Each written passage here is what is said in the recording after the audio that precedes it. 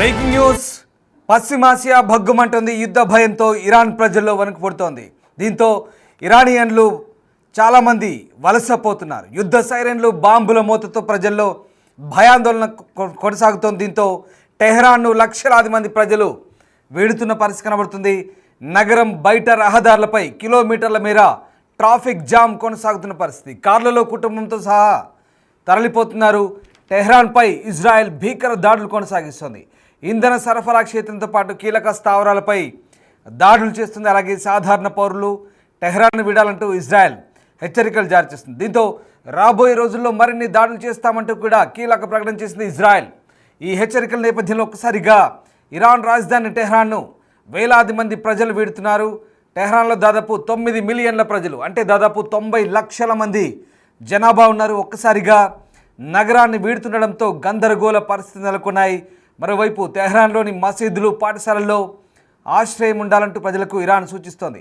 అయినా ప్రభుత్వం మాట లెక్క చేయట్లేదు. ప్రజలు ఇతర ప్రాంతాలకు తరలిపోతున్న పరిస్థితులు కనబడుతున్నాయి. ఒకసారి మీరు చూస్తున్న దృశ్యాలు ఇరాన్ రాజధాని టెహ్రాన్ నుంచి వందలాది సంఖ్యలో వాహనాలు కిలోమీటర్ల మేర బారులు తీరిన దృశ్యాలు ప్రస్తుతం ఇరాన్లో సర్వసాధారణంగా మారాయి. ఇజ్రాయెల్ భీకర దాడుల నేపథ్యంలో ఒక్కసారిగా ఇరాన్ వాసులు ఆ దేశం నుంచి తరలి వెళ్తున్నారు పక్క దేశాలకు లేదా సురక్షిత ప్రాంతాలకు. టెహ్రాన్ వీడి అక్కడి నుంచి వెళ్తున్నట్టుగా మనకు ఆ దృశ్యాలు కనబడుతున్నాయి. సోషల్ మీడియాలో ఈ వీడియోలు ఇప్పుడు చక్కర్లు కొడుతున్నాయి. వందలాది సంఖ్యలో కార్లు, అలాగే వాహనాలు. ఒకసారి ఆ దృశ్యాలు చూడండి. రాత్రిపూట ఇరాన్లో వాహనాల బారులు తీరి ఏ రకంగా ఆ వాహనాలు వెళ్తున్నాయి ఒకసారి మనం చూస్తే కనుక అంతరిక్షం నుంచి బహుశా ఏదో వెలుతుర్ల మిరుమిట్లు గొలిపినట్టుగా కనబడుతున్న ఆ దృశ్యాలన్నీ కూడా కార్లకు సంబంధించిన దృశ్యాలు. ఇరాన్లోని వాహనాలు వేలాది సంఖ్యలో రోడ్లపై పరుగులు పెడుతున్నాయి. ఒక్కసారి ఆ దృశ్యాలు చూడొచ్చు. ఇరాన్ రాజధాని టెహ్రాన్ నుంచి సురక్షిత ప్రాంతాలకు ప్రజలు వెళ్తున్న దృశ్యాలే ప్రస్తుతం మనం బిగ్ టీవీ స్క్రీన్పై ఎక్స్క్లూజివ్గా చూస్తున్నాం. ఇజ్రాయెల్ ఇరాన్పై భీకర దాడులు చేస్తుంది. ఈ నేపథ్యంలో ప్రధానంగా ఆయిల్ స్టేషన్లు, అలాగే ఇక సైనిక కార్యాలయాలు, అణుస్థావరాలపై భీకర దాడులు కొనసాగిస్తుంది. ఈ నేపథ్యంలో కొన్ని చోట్ల జనావాసాలపై కూడా మిసైళ్లు, డ్రోన్లతో విరుచుకుపడుతున్న పరిస్థితి. ఈ నేపథ్యంలో ప్రాణభయంతో ప్రజలు పరుగులు పెడుతున్న దృశ్యాలు, అలాగే వేల సంఖ్యలో కార్లు ఏ రకంగా ఇతర ప్రాంతాలకు తరలి వెళ్తుంది ఒకసారి ఆ దృశ్యాలు మనం చూడవచ్చు. ముఖ్యంగా చమురు క్షేత్రాలకు పెట్టింది పేరైన ఇరాన్ ఇప్పుడు పూర్తిగా ఆ చమురు నిల్వల కేంద్రాలపై ఇజ్రాయెల్ భీకర దాడులు చేస్తుంది. ఒకసారి ఆ దృశ్యాలు చూడండి. ఇరాన్ నుంచి టెహ్రాన్ నుంచి, ముఖ్యంగా రాజధాని టెహ్రాన్ నుంచి వేల సంఖ్యలో జనాలు వలసపోతున్న దృశ్యాలే ప్రస్తుతం మనం చూస్తూ ఉన్నాం. ఇక ఇజ్రాయెల్ మరిన్ని హెచ్చరికలు జారీ చేసింది. టెహ్రాన్లోని ప్రజలు సురక్షిత ప్రాంతాలకు తరలి వెళ్ళాలి, మేము మరిన్ని దాడులు చేయబోతున్నామంటూ ఇజ్రాయెల్ హెచ్చరికలు జారీ చేసిన నేపథ్యంలో ఇక ఇరాన్ ప్రజలు ప్రాణాలు కాపాడుకునేందుకు అక్కడి నుంచి బయలుదేరి వెళ్తున్నారు. ఒకసారి చూడండి. భారీ సంఖ్యలో వాహనాలు, కిలోమీటర్ల మేర క్యూ లైన్లలో ట్రాఫిక్ జామ్. పూర్తిగా ఏ రకంగా ఇరాన్ రాజధాని టెహ్రాన్ నుంచి వందల సంఖ్యలో వాహనాలు, అంతటి భారీ ట్రాఫిక్. ఒకసారి మనం చూడొచ్చు ఆ దృశ్యాలు ఎక్స్క్లూజివ్గా బిగ్ టీవీ స్క్రీన్పై చూస్తున్నాం. అలాగే రైల్వే స్టేషన్లో, ఎయిర్పోర్ట్లో మనం చూస్తున్న దృశ్యాలు ఎయిర్పోర్ట్ సంబంధించినవి. టెహ్రాన్ రాజధాని ఇరాన్ రాజధాని టెహ్రాన్ నుంచి విదేశీయులు కూడా దేశం విడిచి వెళ్లేందుకు ఇరాన్ కొన్ని ఆంక్షలు సడలించింది. అలాగే ఎయిర్పోర్ట్లో కూడా విపరీతమైన రద్దీ నెలకొంది. ఇటు ప్రపంచ దేశాలన్నీ కూడా తమ పౌరులు అప్రమత్తంగా ఉండాలంటూ సూచిస్తున్న నేపథ్యంలో ఇరాన్ను విడిచి ఇప్పటికే అమెరికా రాయబార కార్యాలయం నుంచి చాలామంది ఖాళీ చేశారు. అటు యూకే రాయబార కార్యాలయం నుంచి చాలామంది ఖాళీ చేశారు. యూకే పౌరులంతా కూడా ఆ దేశం విడిచి రావాలంటూ యూకే కోరింది. భారత్ కూడా తమ పౌరులు అప్రమత్తంగా ఉండాలంటూ సూచిస్తోంది. 10,000 మంది పౌరులు ఇరాన్ రాజధాని టెహ్రాన్లో భారతీయులు ఉన్నట్టుగా తెలుస్తోంది. వాళ్ళందరినీ కూడా సురక్షిత ప్రాంతాలకు తరలి వెళ్ళమంటూ భారత్ సూచిస్తుంది. ఒకసారి చూడండి ఆ దృశ్యాలు. కిలోమీటర్ల మేర ట్రాఫిక్. బాబోయ్, ఒకసారి చూడండి ఎంత దూరం నుంచి ఆ ట్రాఫిక్ ఒక్కసారి మీకే అర్థమవుతుంది.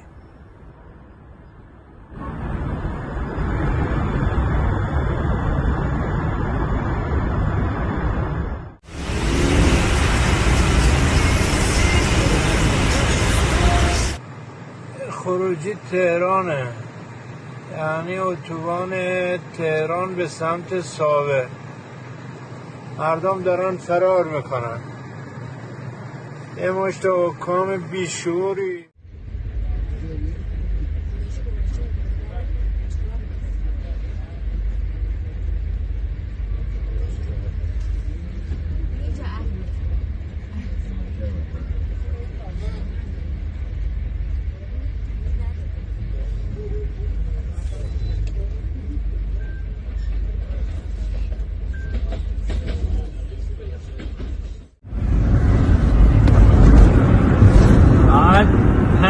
صبح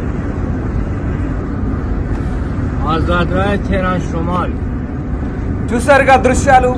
వందల సంఖ్యలో, వందలు కాదు వేల సంఖ్యలో టెహ్రాన్ నుంచి కార్లు బయలుదేరుతున్న దృశ్యాలు. టెహ్రాన్ నుంచి సురక్షిత ప్రాంతాలకు, ఇతర దేశంలోని ఇతర ప్రాంతాలకు, అలాగే ఇతర దేశాలకు కూడా వలస వెళ్తున్నట్టుగా మనకు అర్థమవుతుంది. ప్రధానంగా ఇరాన్ బోర్డర్ను ఆనుకున్నటువంటి మిగతా దేశాలకు కూడా అక్కడి నుంచి తరలి వెళ్తున్న దృశ్యాలు మనం చూస్తున్నాం. వేల సంఖ్యలో, వేలు కాదు లక్షల సంఖ్యలో, దాదాపు 90 లక్షల మందికి పైగా టెహ్రాన్లో, ఇరాన్ రాజధాని టెహ్రాన్లో నివాసం ఉంటున్నట్టుగా తెలుస్తోంది. వాళ్ళందరికీ కూడా ఇజ్రాయెల్ భారీ హెచ్చరికలు జారీ చేసింది. మరొకసారి భారీ దాడులకు ఇక తాము సిద్ధమవుతున్నట్టుగా ఇజ్రాయెల్ ప్రకటించడంతో వేలాది సంఖ్యలో ఒకసారి ఆ ప్రజలు మనం చూస్తే అర్థమవుతుంది. పెట్రోల్ బంకుల దగ్గర కూడా వేలాది వాహనాలు క్యూ కట్టాయి. అటు నుంచి హైవేలెక్కి ఒక్కసారిగా జనాలు అక్కడి నుంచి వెళ్తున్నారు. ఒకసారి దృశ్యాలు చూడండి. ఇది హెలికాప్టర్లో తీసిన దృశ్యం ఇది.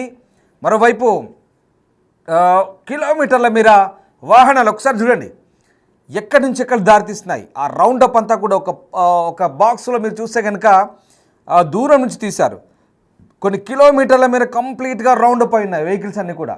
మరోవైపు ఇది బహుశా ఫ్లైట్ లేదా హెలికాప్టర్ నుంచి తీసిన విజువల్గా మనకు అర్థమవుతుంది. పైనుంచి లేదా ఫ్లైఓవర్ నుంచి ఏదో కారులో నుంచి తీసిన దృశ్యాలు కావచ్చు బహుశా. కానీ ఒకసారి చూడండి ఆ చీకట్లో ఆ వెలుతుర్లు, ఆ లైట్ల వెలుతుర్లు చూస్తే కనుక డే అండ్ నైట్ ఏ రకంగా ఇరాన్ రాజధాని టెహ్రాన్ వీడి మిలియన్ల కొద్ది ప్రజలు, అంటే లక్షలాది మంది ప్రజలు ఏ రకంగా తరలి వెళ్తున్నారో మనకు అర్థమవుతుంది. ఎటు చూసినా యుద్ధ సైరన్లు, బాంబుల మోతతో ప్రజల్లో వణుకు పుడుతున్న పరిస్థితి. ఎందుకంటే ప్రాణాలు కాపాడుకునేందుకు అక్కడి నుంచి పరుగులు పెట్టాల్సిన పరిస్థితి. గతంలో కూడా అంటే మనకు గాజా పరిస్థితులు ఇరాన్ వాసులకు కళ్ళ ముందు కనబడుతున్నాయి. గాజాలో కూడా వెస్ట్ బ్యాంక్లో ఇలాగే వెళ్ళమని ఇజ్రాయెల్ హెచ్చరికలు జారీ చేసిన వెస్ట్ బ్యాంక్లో కావచ్చు, గాజాలో కావచ్చు పెద్దగా ఖాతరు చేయలేదు ప్రజలు. కానీ ఇరాన్ వరుస బాంబు దాడులతో ఒక్కసారిగా గాజాలో ఎంతటి ప్రాణ నష్టమో మనకు తెలిసింది.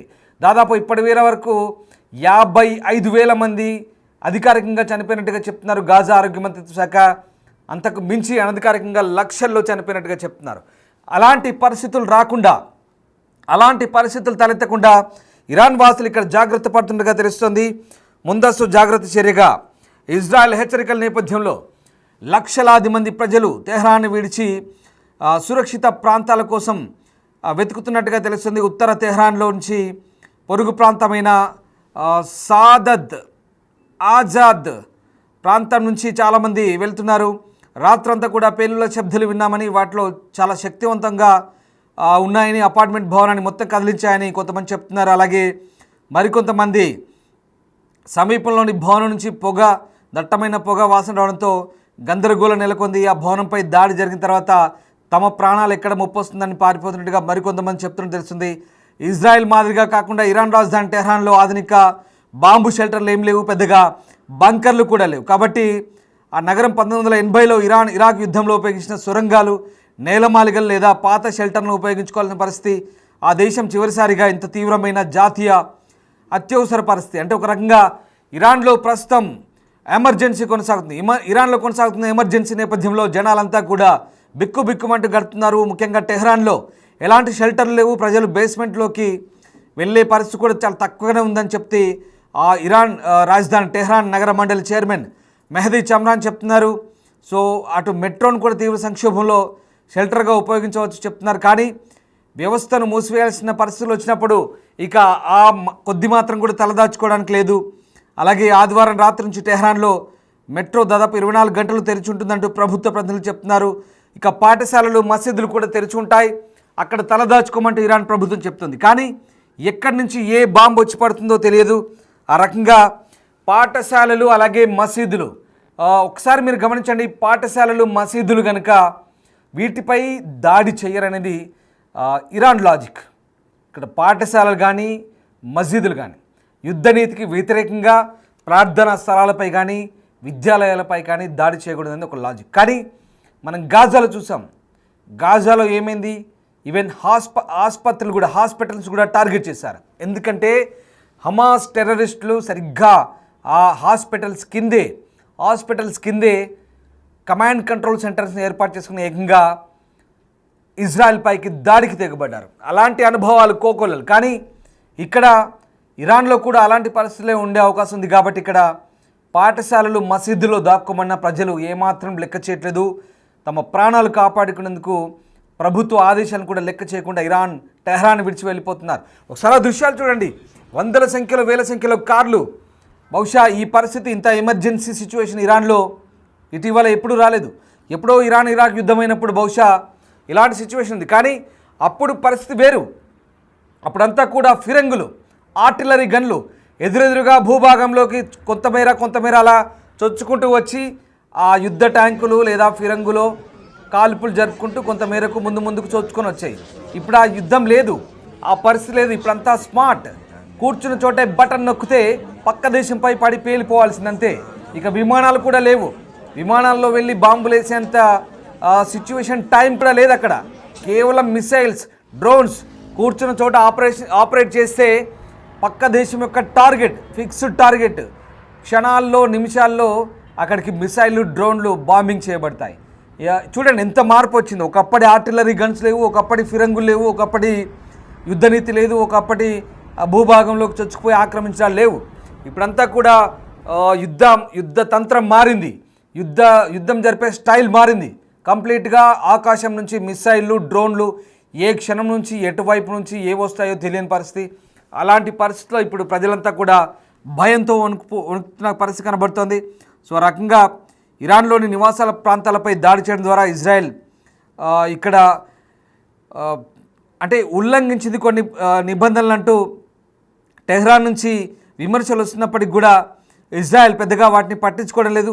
సో మొత్తం మీద ఇప్పుడున్న పరిస్థితులు, అంటే నేను మీకు ఇందాక చెప్పాను, ఇరాన్ మిత్రదేశమైన హమాస్తో జరిగిన యుద్ధంలో ఇజ్రాయెల్ పాలస్తీనా భూభాగంలో కొన్ని ప్రాంతాలను నాశనం చేసింది. అలాగే గాజా జనాభా మొత్తాన్ని కూడా స్థానభ్రంశం చేసింది. మీకు మళ్ళీ చెప్తున్నాను, గాజాలో ఇప్పటి వరకు ఒక డజన్ల సంఖ్యలో తిరిగి వెళ్ళి మళ్ళీ వచ్చి ఉంటారు. కానీ ఉత్తర గాజా, దక్షిణ గాజా మొత్తం తుడిచిపెట్టిపోయింది ఇజ్రాయెల్ దాడిలో. ఇప్పుడు ఇరాన్ వాళ్ళకు కూడా ఆ పరిస్థితి రావద్దంటే ఖచ్చితంగా వాళ్ళు అక్కడి నుంచి వెళ్లాల్సిందే. ఇక్కడ ప్రధానంగా రాజధాని వదిలి వెళ్తున్న వాళ్ళు చాలామంది ఉత్తరం వైపు కాస్పియన్ సముద్రం దగ్గర వెళ్తున్నారు. అలాగే గ్రామీణంగా ఉన్నటువంటి కొన్ని ప్రాంతాల్లో వెళ్తున్న పరిస్థితి కనబడుతుంది. కాస్పియన్ సముద్రం వైపు వెళ్తున్నారు. అటు నుంచి ఇతర దేశాలకు వెళ్ళే అవకాశం కూడా మనకు కనబడుతుంది. టెహ్రాన్ నుంచి అయితే మొత్తం మీద ఉన్నత వర్గాలు కావచ్చు, మధ్యతరగతి వర్గాలు కావచ్చు, కంప్లీట్గా కంచి ఖాళీ చేస్తున్న పరిస్థితి కనబడుతుంది. అలాగే దక్షిణ మధ్య ఇరాన్లోని షిరాజ్ నగరంలో గ్యాస్ కోసం పొడవైన క్యూలు ఏర్పడుతున్నాయి. ఎందుకంటే అక్కడ గ్యాస్ స్టేషన్లో కంప్లీట్గా పెట్రోల్ ఫుల్ ట్యాంక్ చేయించుకుంటున్నారు, నింపుకొని వెళ్ళిపోతున్నారు. అలా రాత్రులు, డే టైంలు కంప్లీట్గా షాప్స్ మూసేశారు, ఇల్లు తాళాలు వేశారు పూర్తిగా. అక్కడి నుంచి ప్రజలంతా కూడా వలస వెళ్తున్న పరిస్థితి కనబడుతుంది.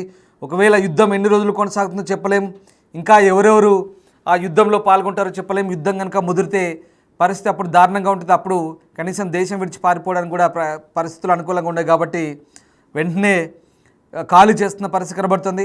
సో ఇజ్రాయెల్ కూడా మరొకసారి హెచ్చరికలు జారీ చేసిన పరిస్థితుల్లో ఇజ్రాయెల్ తన ప్రాంతీయ శత్రువుపై ప్రాణాంతక దాడులు చేసిన తర్వాత ఇరాన్ ప్రజలను ఉద్దేశించి ఒక ప్రసంగం చేశారు నెతన్యాహు. ఇజ్రాయెల్ ప్రైమ్ మినిస్టర్ నిలబడి మీ గొంతులను వినిపించనివ్వండి అంటూ అంటే అటు వాళ్ళ పౌరులను కోరుతున్నారు, ఇజ్రాయెల్ పౌరుని. అలాగే దుష్ట అణచివేత పాలన నుండి మీ విముక్తి కోసం నిలబడడం ద్వారా ఇరాన్ ప్రజలు దాని జెండా వారసత్వం చుట్టూ ఐక్యంగా ఉండాల్సిన సమయం ఆసనమైందంటూ నెతన్యాహు ఇరాన్ ప్రజలకు చెప్తున్న పరిస్థితి. అంటే ఒక రకంగా వాళ్ళ దేశ ప్రజలకు కూడా ఇక్కడ హెచ్చరికలు జారీ చేస్తున్నారు. మీరు వెంటనే ఖాళీ చేసి వెళ్ళిపోండి, పరిస్థితి అయితే చేదాటుతోంది, ఇది ఎటుకైనా దారి తీయొచ్చు అంటూ చెప్తున్న పరిస్థితి. వాస్తవానికి ఆపరేషన్ రైజింగ్ లైన్ పేరుతో ఇరాన్లోని అనేక స్థావరాలపై ఊహించని దాడులు చేస్తున్నారు. ఇరాన్ అత్యున్నత సైనిక జనరల్లు, సైనికాధికారులు, అణుశాస్త్రవేత్తలు, అలాగే ఇరాన్ మిలిటరీ చీఫ్ బాఘేరి, అలాగే Iran revolutionary guard chief IRGC chief Hosseini Salami, చాలామంది, ఒకటి కాదు ఇద్దరు కాదు, దాదాపు 10ల సంఖ్యలో టాప్ 10 కమాండర్స్ అందరినీ కూడా ఎలిమినేట్ చేసింది ఇజ్రాయెల్. అలాగే అణుశాస్త్రవేత్తల్ని ఎలిమినేట్ చేసింది. గ్యాస్ స్టేషన్లు,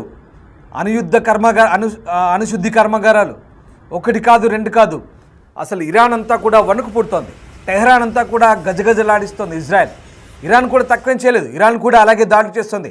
టెల్ అవీవ్, ఇజ్రాయెల్ సంబంధించిన రాజధాని టెల్ అవీవ్, అలాగే హైఫా, జెరూసలేం, వాళ్ళపై వీళ్ళు విరుచుపడుతున్నారు. రకంగా పరస్పరం దాడులు కొనసాగుతుంది. కానీ ఇజ్రాయెల్ మాత్రం చాలా భీకర దాడులు చేస్తుంది. అది అంతు చిక్కని దాడులు, భయంకర దాడులు. ఇజ్రాయెల్ చేసే దాడులకు ఇరాన్ దగ్గర ఎదుర్కొనే సామర్థ్యం కూడా తక్కువే. ఎందుకంటే ఇజ్రాయెల్తో పోలిస్తే చాలా తక్కువ సామర్థ్యం ఉంది. కాబట్టి ప్రజలు వలస వెళ్తున్నట్టు మనకు చాలా క్లియర్గా తెలిసిపోతుంది ఆ దృశ్యాలు చూస్తుంటే. ఒకసారి ఆ దృశ్యాలు చూడండి, వందల సంఖ్యలో వేల సంఖ్యలో ఎలా పోతున్నారో జనాలు. ఎందుకంటే ప్రాణాలు కాపాడుకుంటే తర్వాత ఎలాగైనా మళ్ళీ దేశం తిరిగి రావచ్చు. కానీ ఆ యుద్ధంలో కనుక చిక్కుకుంటే తర్వాత బయటికి వెళ్ళడానికి కూడా మార్గం లేదు. చెప్పాను కదా, గాజా ఉదాహరణ అదే పరిస్థితి ఉంటుంది. ఇప్పటికే సిరియా, లెబనాన్, ఇరాక్, వీటన్నిటి మీద ఇజ్రాయెల్ ఎక్కడ వెనుకాడలేదు. వీళ్ళందరి మీద కూడా బాంబింగ్ చేసింది. హౌతీల మీద కూడా విరుచుపడింది. ఇప్పుడు ఇరాన్ వంతు వచ్చింది. ఇంకంతేకాదు పాకిస్తాన్ కూడా మద్దతు ఇస్తే పాకిస్తాన్ కూడా నెక్స్ట్ టార్గెట్ చేయబోతుంది ఇజ్రాయెల్.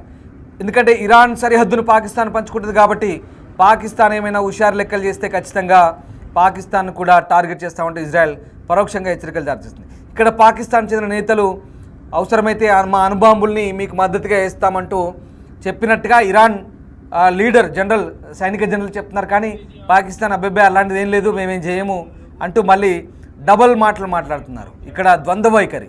పాకిస్తాన్ దొంగ బుద్ధి ఎప్పటికైనా అందరికీ తెలిసిందే. అంతర్జాతీయ వేదికల మీద ఒక్క మాట కట్టుబడి ఉన్నాడు. పాకిస్తాన్ రక్షణ మంత్రి కూడా తొలుత పార్లమెంట్లో మేము అవసరమైతే సహాయం చేస్తామన్నారు. ఇస్లామిక్ బ్రదర్హుడ్ పేరుతో మేమంతా ఒకటే, మేము సహాయం చేస్తామన్నారు. తర్వాత కాదు అలాంటిది ఏం లేదంటున్నారు.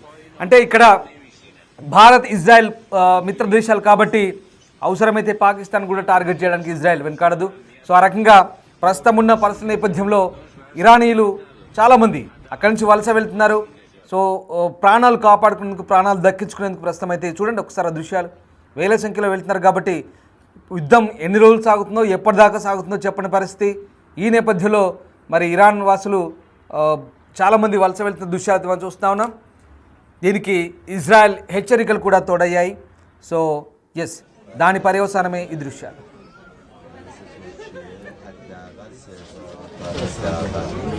شهرش فکر میکنم دیدن نمیدن همه منتظرن تا ورود بکنن